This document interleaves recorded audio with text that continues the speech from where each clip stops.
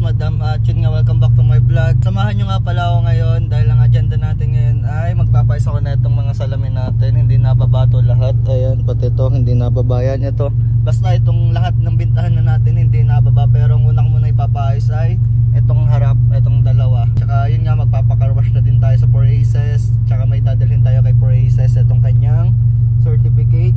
Ito, ayan, ito yung nung Landian Nights pa nung Lubupes, so hindi siya nakapunta nun dahil alam kong busy siya nun. Yun, samahan nyo sa mga agenda ko ngayong araw. At ayan, may dala nga pala tayong saging, guys.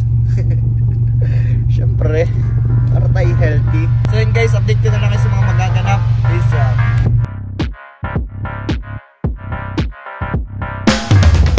Paps, so nandito tayo ngayon sa may paggawa ng electrical. Bali, papagawa naman natin ngayon yung bintana ni Uno, itong pares na nasa harap na bintana.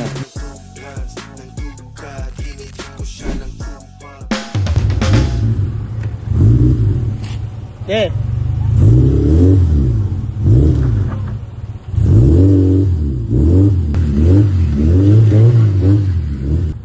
Nakaibot. Diretso na yun eh.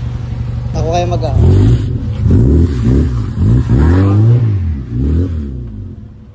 hirap umakyat. Na-slide po doon. Kasama kang brake na rin. Mayahon na. Kahit paano, di lang nabidyan. Pero tinulak na tong kotse kanina. Yeah, mga paps, saging muna tayo habang nagpapagawa. Healthy living muna.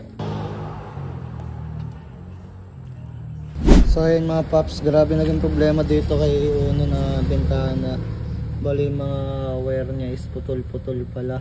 Kaya pala halos lahat ng bintana natin hindi gumagana. So ngayon ito, nagana na tong isang top. Ayun mga boss, hindi pa nakakalas yung kabila pero ayan, naibababa na yung bintana niya.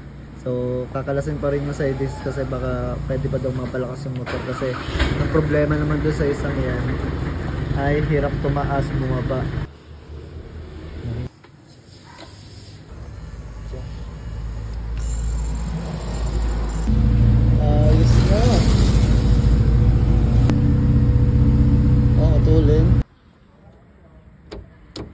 So ayun mga paps, bali naayos na yung mga bintana. Tapos yung dome light naayos na din. Bali pinapacheck na lang natin yung reverse light kasi nawala din yung reverse light nito.